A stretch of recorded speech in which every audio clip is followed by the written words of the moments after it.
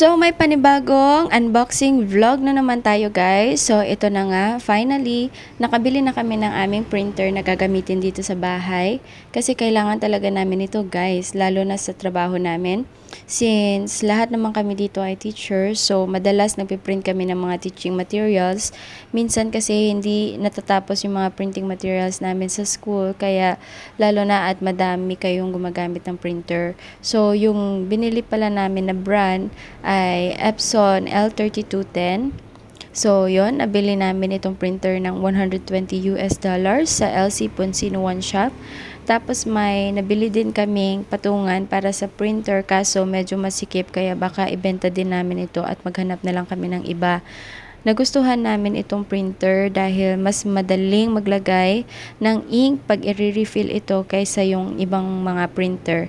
So, as you can see guys, ganito siya kadaling lagyan ng ink, walang tapon, walang leak ang ink. So, in short, malinis siya at saka i-install lang yung CD sa laptop para pwede na natin siyang gamitin. So, ititest na namin guys kung maganda ba talaga itong printer na nabili namin. Okay, fingers crossed na lang, pero may warranty naman ito guys, kaya kung hindi man gumana, pwede naman ibalik. So, thank you so much guys for watching. Bye!